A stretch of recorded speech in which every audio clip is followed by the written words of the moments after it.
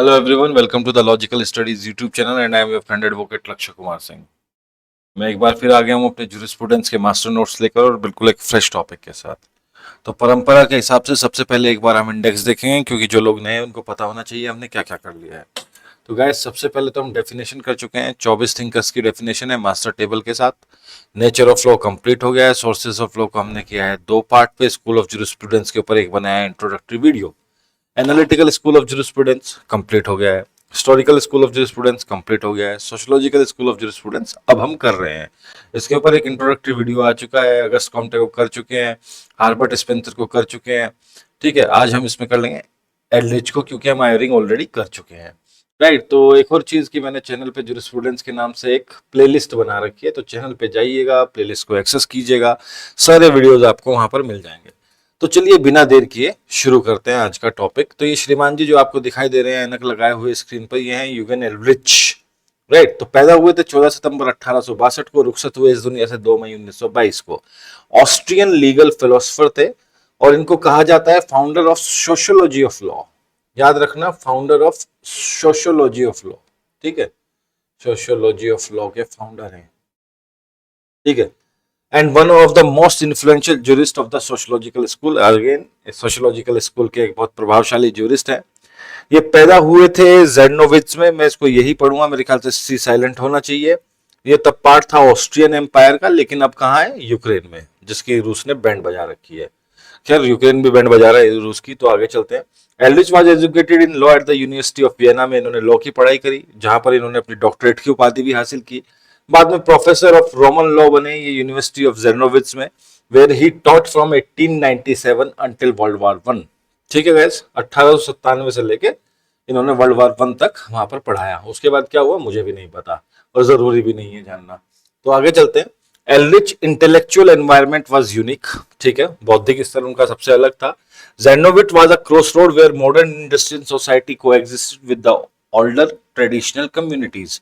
तो ये जो जेर्नोविच शहर या कस्बा जो भी लगा लीजिए, ठीक है, मिक्सचर था एक मॉडर्न इंडस्ट्रियल सोसाइटी का और ओल्डर ट्रेडिशनल कम्युनिटीज का। तो इससे क्या मिला? इसके इनको एक डायरेक्ट एक्सपोजर मिला को existence of formal law and informal law. तो मतलब आप कह के चल सकते हैं इनके विषय में, एल्ड्रिच के विषय में, तो ये they are more towards a को existence of formal law and informal law. अब फॉर्मल लॉ में क्या था? स्टैट्यूट्स। स्टैट्यूट्स मतलब कानून विधि जो थ्रू प्रॉपर प्रोसीजर बनाए गए हैं। कोर्ट्स में मतलब संहिताएं वही आ जाएंगी, और जुडिशियल डिसीजन जिनको हम प्रेसिडेंट जानते हैं। और इनफॉर्मल लॉ में क्या था? कस्टम, हमारे रीति रिवाज, ट्रेडिशनल हमारी परंपराएं, और सोशल प्रैक्टिसेस जो सामाजिक प्रैक्टिसेस हम फॉलो करते आ रहे हैं। तो मतलब इनको एक इस तरह का एक्सपोजर मिला वहां पर कि एक कोएग्जिस्टेंस हो सकती है फॉर्मल लॉ की और इनफॉर्मल लॉ की, यानी कि स्टेट के द्वारा बनाया गया लॉ भी चलेगा, उसके द्वारा बनाए गए कोर्ट्स भी चलेंगे, और जो कोर्ट्स के द्वारा डिसीजन के थ्रू जो प्रेसिडेंट सेट किए जाते हैं वो भी चलेंगे, और साथ साथ किसके साथ? कस्टम्स के साथ, ट्रेडिशन के साथ और सोशल प्रैक्टिसेस के साथ। इसी अनुभव को लेकर इन्होंने एक फेमस थ्योरी डेवलप करी, जिसको अपन किस नाम से जानते हैं? Living law theory. Right gas, तो ये फेमस थ्योरी इन्होंने डेवलप करी, और इस लिविंग लॉ थ्योरी का पूरा एम्फेसाइज किस पे था? That the real source of law lies not in legislation और judicial rulings, but in the everyday practices and social facts of the communities. तो जो लिविंग लॉ थ्योरी है वो ये कहती है कि जो रियल सोर्स है लॉ का, कानून का जो वास्तविक स्रोत है, वो लेजिस्लेशन या जुडिशियल रूलिंग्स में नहीं है। लेजिस्लेशन क्या हुआ? Law making process. और जुडिशियल रूलिंग्स क्या हुई? प्रेसिडेंट, मतलब न्यायिक मिसालें।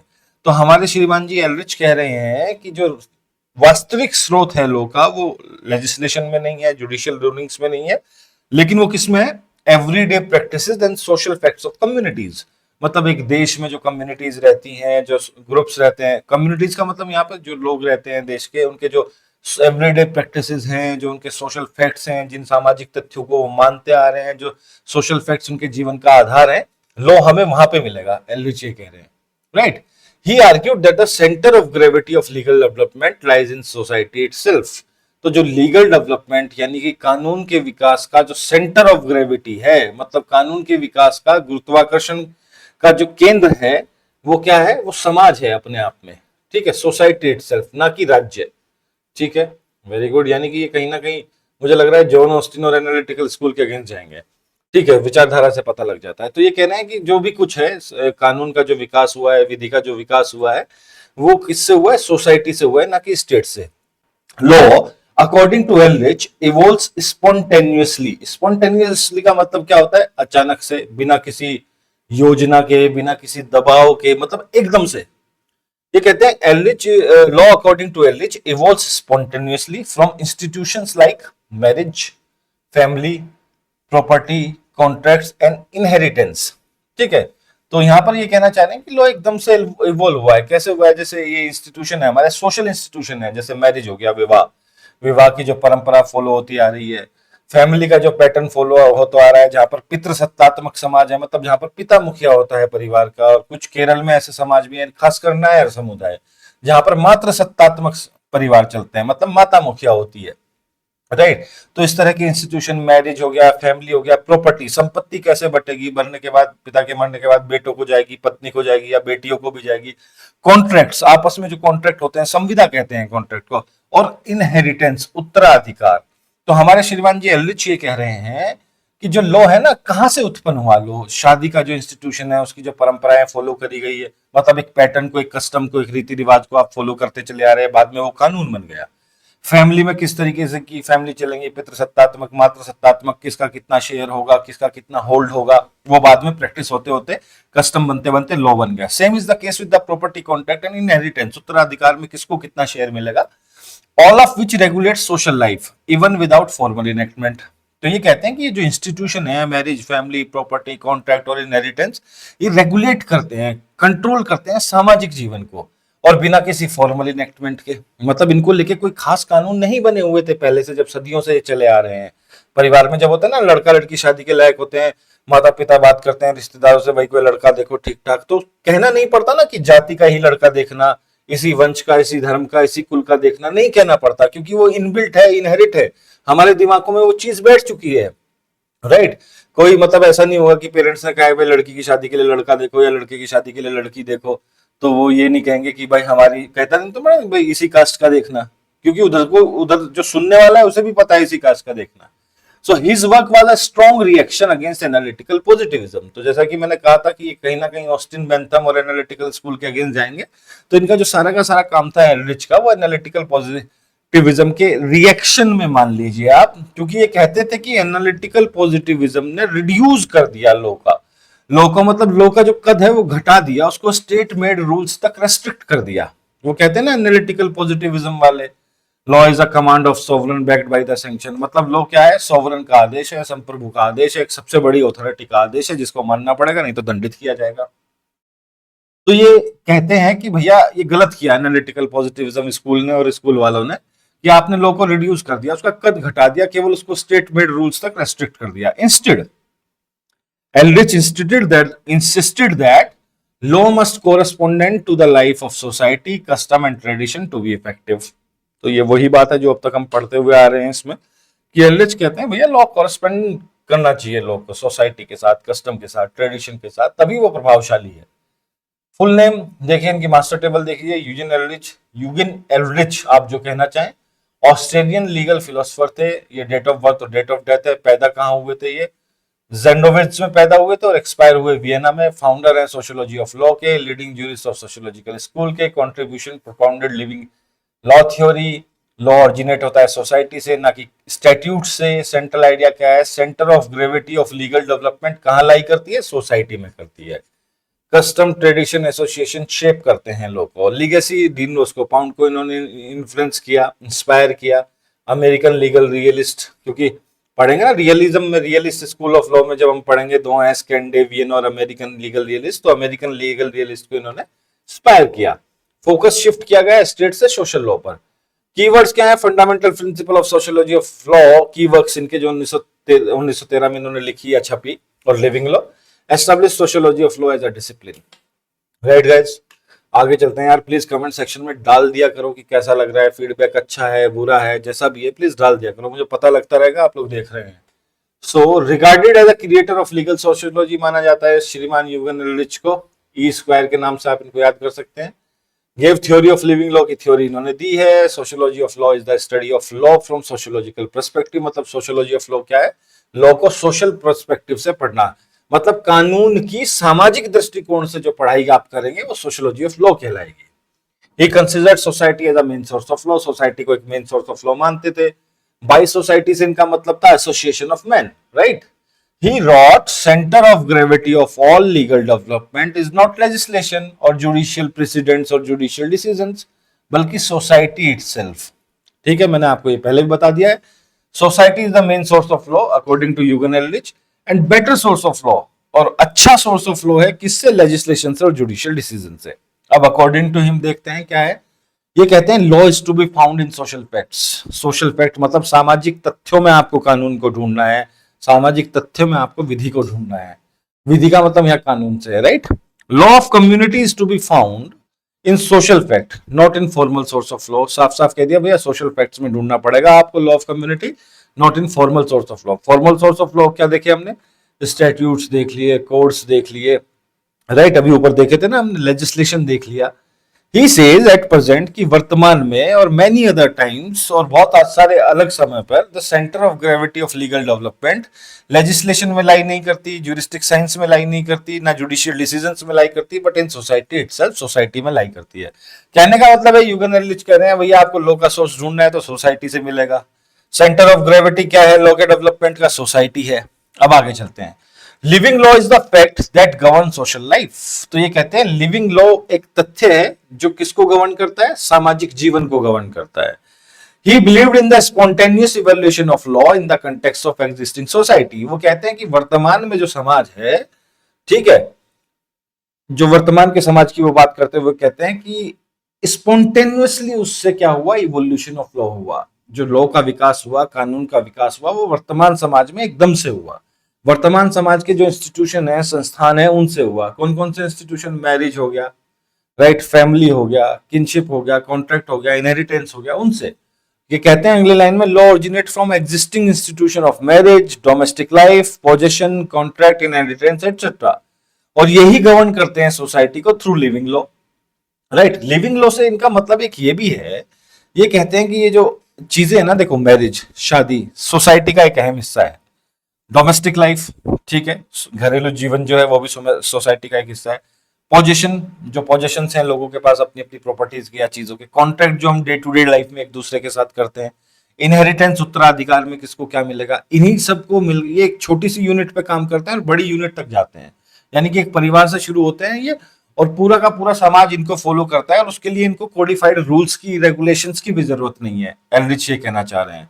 तो ये कहते हैं कि आप इसको कमांड ऑफ सोवरन में ढूंढने की बजाय, या फिर आप इसको केवल और केवल कोर्ट्स में ढूंढने की बजाय, स्टैट्यूट्स में ढूंढने की बजाय, लेजिस्लेशन में ढूंढने की बजाय, आप इनको यहाँ भी ढूंढिए। ओरिजिनल सोर्स ऑफ लॉ मानते हैं एल्ड्रिच इनको, मैरिज, डोमेस्टिक लाइफ, जितने भी सोशल इंस्टीट्यूशन है, और कहते हैं कि लॉ केवल वहीं पे मिलेगा, राइट।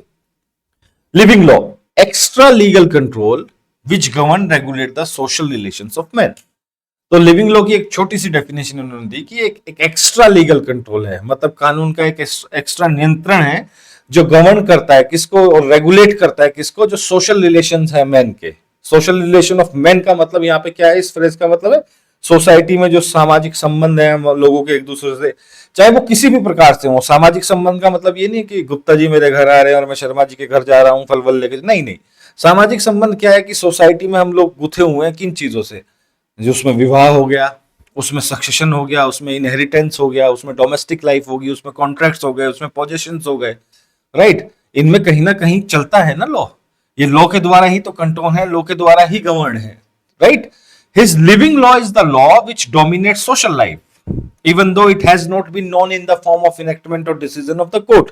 देखिए कितनी सुंदर बात लिखी है इन्होंने। ये कहते हैं कि इनका जो लिविंग लॉ है ना, वो डोमिनेट करता है, कंट्रोल करता है सोशल लाइफ को, चाहे उसके बारे में इनेक्टमेंट में लिखा हो या डिसीजन ऑफ द कोर्ट हो या ना हो। कहने का मतलब ये है कि अगर सपाट भाषा में, सपाट हिंदी में मैं आपको समझाऊं, तो यहाँ पर ह्यूगन एल्ड्रिच कह रहे हैं भैया ये जो लिविंग लॉ है ना, इसके बारे में चाहे लिखा हो चाहे लिखा ना हो, लेकिन ये कंट्रोल करता है सोशल लाइफ को, ठीक है। मेंशन है जैसे हिंदू विवाह है, वो सप्तपदी से ही होगा, चाहे उसे 10 लाख के बैंकेट में कर लो या 10 करोड़ के बैंकेट हॉल में कर लो, सप्तपदी होगी तो हिंदू विवाह माना जाएगा। मांग में सिंदूर भरा जाएगा, गले में मंगलसूत्र डाला जाएगा तो हिंदू विवाह माना जाएगा, चाहे वो कहीं लिखा हो या ना लिखा हो। ठीक है, एक परिवार में एक पिता है, पिता गुजर गया, उसकी दो संतान है, दो बेटे हैं, तो उसकी प्रॉपर्टी दोनों बेटों में बटेगी और उसकी वाइफ को उसका एक शेयर जाएगा, चाहे वो पिता विल छोड़ के गया हो या ना छोड़ के गया हो, चाहे ये लिखा हो कहीं ना लिखा हो। तो यूगन एर्लिच का जोर इसी चीज पे था कि ये लिखा हुआ भी नहीं है कोई कहीं किसी भी जगह, फिर भी लोग इसको इस तरीके से मान के चलते हैं जैसे कसम खा रखी हो कि हम इससे अलग नहीं जाएंगे। सुना है कभी कोई शादी हुई हो, हिंदू विवाह हुआ हो बिना सप्तपदी के? देखो आज के जमाने की मैं बात नहीं करता, आज कुछ भी हो सकता है, इंस्टाग्राम की दुनिया है, यूट्यूब की दुनिया, कुछ भी हो सकता है। बहुत सारे केसेस में देख रहा हूँ, एक लड़की ने शादी कर ली खुद से कर ली, लड़के ने शादी कर ली खुद से कर ली, दूल्हा भी वो था दुल्हन भी वो था, कुछ भी हो सकता है भैया, इसकी मैं ठेकेदारी नहीं ले सकता, ना मैं इसकी गारंटी ले सकता। लेकिन अपना जो समय हम देखते चले आए हैं उसमें हमने कभी नहीं सुना कि शादी हुई है वहां सप्तपदी नहीं हुई है, मांग में सिंदूर नहीं भरा गया, या फिर मुस्लिम मैरिज ले लीजिए, वहां निकाह कबूल है कबूल है कबूल है नहीं कहा गया। कहीं लिखा हो या ना लिखा हो, ये लिविंग लॉ कंट्रोल करता है हमारी लाइफ को, राइट? तो आगे चलते हैं। So the scope of living law is wider than the statutory law of the state. ये कहते हैं कि जो लिविंग लॉ का स्कोप है ना, जो सोसाइटी को गवर्न करता है, सोसाइटी के डिसीजंस को गवर्न करता है, सोसाइटी को रेगुलेट करता है, ये statute sorry slip of tongue, statutory law से ज्यादा इसका स्कोप वाइडर है, राइट? क्योंकि स्टैट्यूटरी लॉ क्या है, लिखा हुआ है, पार्लियामेंट ने पास किया है, ठीक है, लोकसभा राज्य, in the context of India कह रहा हूँ, Lok Sabha Rajya Sabha then president of India, उसके बाद वो एक एक्ट बनता है, बिल जा करके वो लिखा हुआ है, उसको फिर हम सब भारतीय लोग फॉलो करते हैं, राइट? लेकिन ये जो लिविंग लॉ की बात कर रहे हैं, सोशल इंस्टीट्यूशन, बहुत सारी चीजें होती है, कम्युनिटीज होती हैं, जैसे कम्युनिटीज के कुछ रूल्स और रेगुलेशन कहीं नहीं लिखे होते। बहुत सारी कम्युनिटीज हैं इंडिया में, बहुत सारी, इंडिया के लगभग हर स्टेट में ऐसी कोई ना कोई कम्युनिटी मिलेगी जिनके आपको बिल्कुल ही अलग लगते हैं। ऐसी हिंदू कम्युनिटीज को मैं जानता हूं जहां पर मुर्दों को जलाया नहीं जाता, उनको दफनाया जाता है। Make sense? तो बहुत सारी चीजें हैं। Example, there may be some enactment enforced in the state that court may apply them in deciding in an issue, but a community may ignore the enacted laws and live according to the rules created by the mutual consent, like dowry system in India। ठीक है, दहेज प्रथा, जो हालांकि अभी भी आजकल कुछ ज्यादा ही सुना जा रहा है इसके बारे में, दहेज के चक्कर में ये विवाहिता को मार रहे हैं लोग बहुत ज्यादा, बहुत सारी अभी रिसेंट के दिनों में देखने को मिली। तो यहाँ पे ये कह रहे हैं कि ऐसे बहुत सारे इनेक्टमेंट है, मतलब बने हुए कानून है जो लागू भी हैं इंडिया में, और कोर्ट उनको अप्लाई भी करते हैं किसी भी केस में डिसीजन देने के लिए, लेकिन बहुत सारी कम्युनिटी है जो उनको इग्नोर कर देती है इनेक्टेड लॉज को, ठीक है, और अपने हिसाब से, और जो अपनी म्यूचुअल कंसेंट के हिसाब से जो उन्होंने क्रिएट कर रखे हैं अपनी कुछ परंपराओं के हिसाब से या रीति रिवाज के हिसाब से, वो उस हिसाब से चलती है। जैसे दहेज प्रथा, बिल्कुल दहेज लेना दहेज देना बंद है, राइट? कानून की किताबों में बंद है। हम कागज काले कर चुके हैं इस चीज से कि ना दहेज लेंगे ना दहेज देंगे। हमने दीवारें भी बहुत सारी पोत दी हैं इस चीज से, हम दो हमारे दो दुल्हन ही दहेज है। लेकिन कहाँ हो रहा है? सबसे पहले बिचौलिया बैठ के यही बात करता है ना कि मेरे भाई की शादी में ये आया था वो आया था, वो डायरेक्टली नहीं कहता हम कहाँ मांग रहे हैं, आप अपनी लड़की को दोगे, ठीक है, आप ही की लड़की घूमेगी गाड़ी में बैठ के। तो इस तरह की चीजें चल रही हैं। कहाँ बंद हुई डॉवरी, राइट? उसका स्वरूप बदल गया है। अब आगे आते हैं लिविंग लॉ थ्योरी पर। ठीक है, आज मैं कुछ ज्यादा ही मजे से पढ़ा रहा हूँ दोस्तों, अगर पसंद ना है तो माफ कर देना, पर मजा आ रहा है आज। लिविंग लॉ थ्योरी पे चलते हैं। Eugen Ehrlich living law theory is the cornerstone of his jurisprudence and the foundation of the sociology of law. देखो, कोई भी थिंकर होता है और वो थिंकर अगर ज्यूरिस्प्रूडेंस में आ गया, मतलब न्याय शास्त्र में उसको कोट कर दिया गया कि भैया फला स्कूल के फला थिंकर थे, यानी कि उसने कुछ ना कुछ तो किया है।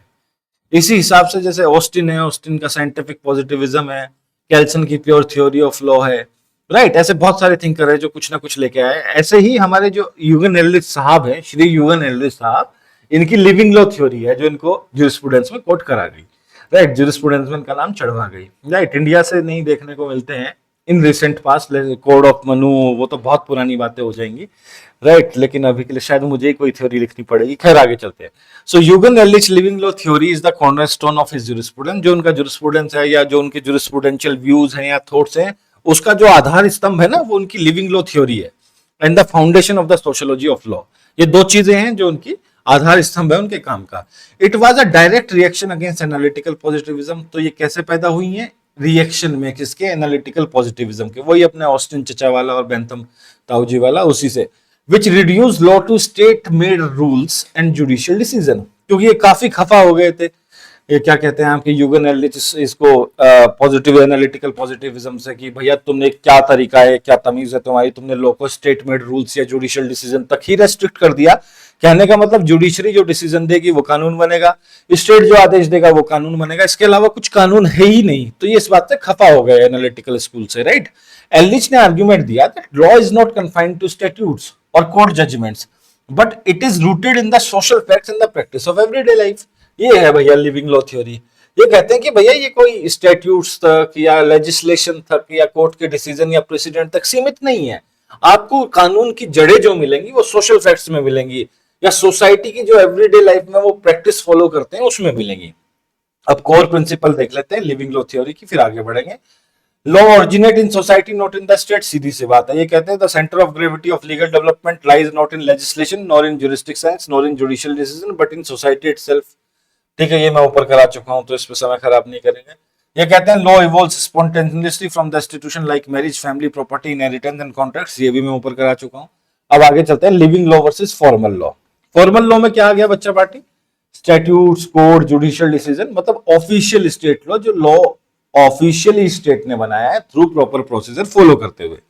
अब लिविंग लॉ में क्या आ गया? The inner order of association, custom आ गए, हमारी रीति रिवाज आ गए, प्रथाएं आ गई, ट्रेडिशन आ गए, परंपराएं आ गई, जो हम प्रैक्टिसेस फॉलो करते हैं व्यवहारिक जीवन में, हैबिट्स, आदतें जो एक्चुअली गवर्न और रेगुलेट करती हैं सोशल लाइफ को, जो एक्चुअली कंट्रोल करती हैं सोशल लाइफ को, ठीक है, सोसाइटी में। अब लिविंग लॉ डोमिनेट करता है सोशल लाइफ में even if it is not written anywhere, ठीक है, कहीं लिखा हो या ना लिखा हो, हमें हमारे रीति रिवाज पता होते हैं। होता है ना त्योहारों पे हमारे घर में मम्मी होती है, ये त्योहार आ रहा है, ये सामान आएगा, इसको इस तरीके से मनाया जाएगा, इस पर ये क्या कहते हैं, ये वाले पकवान बनेंगे, इस त्योहार पे ये काम होगा, इस त्योहार पे इस देवता की पूजा होगी, करती है ना मम्मी।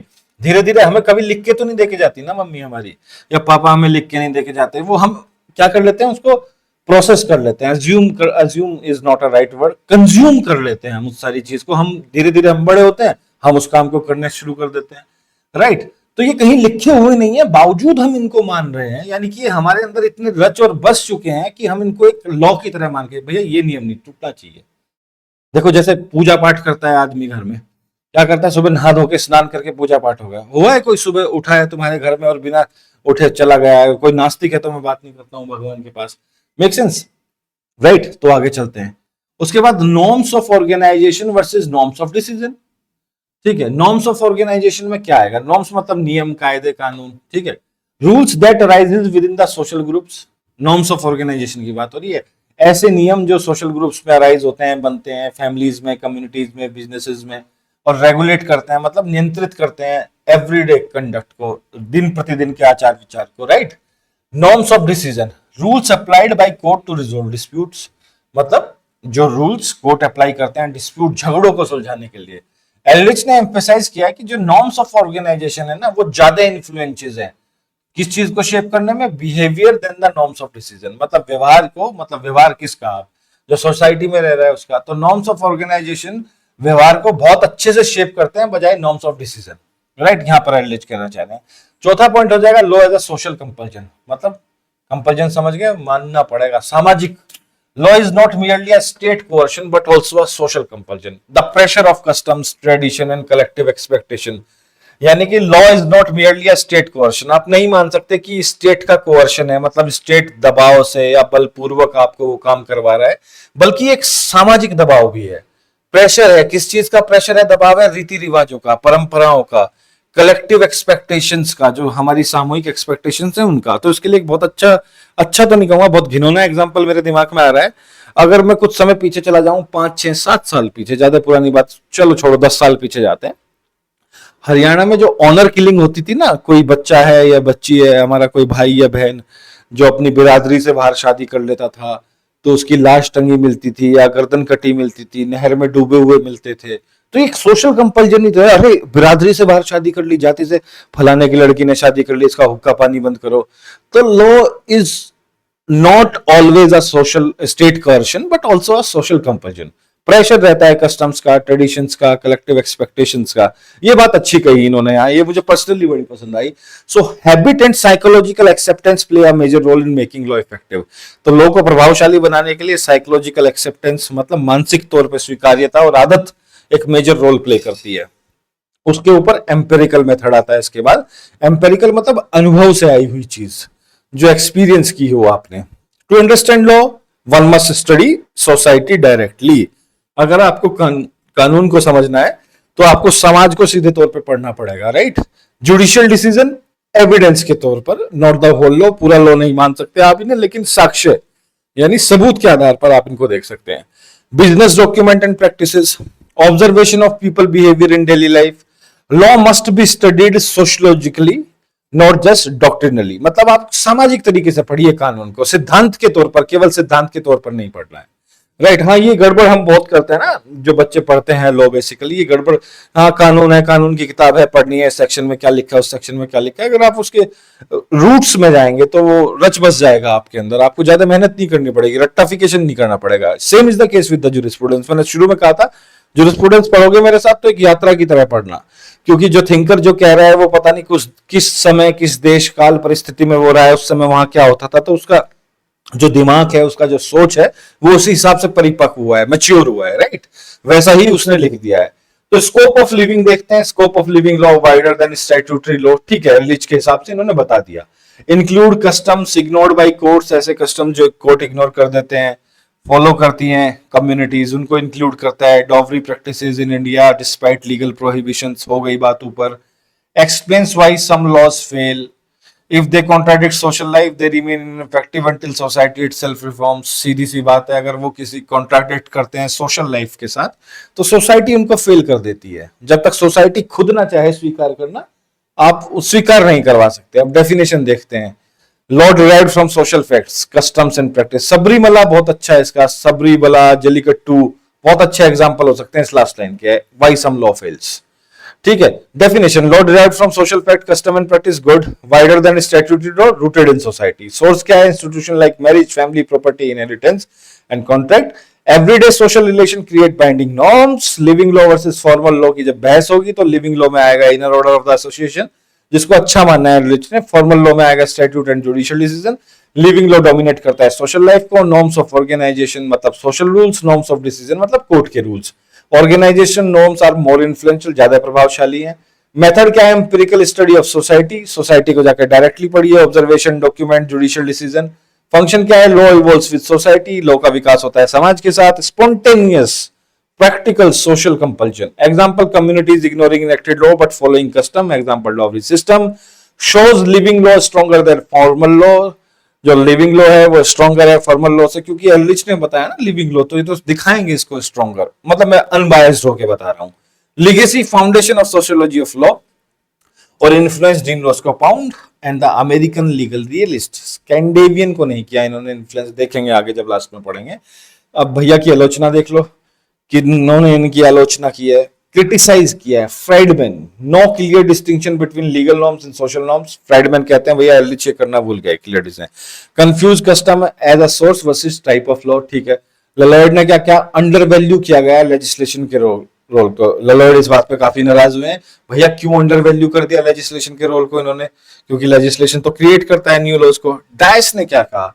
ज्यादा जोर दे दिया एलिच भैया ने सोशल लॉ पर, अंडर एस्टिमेट किया creative role of formal law.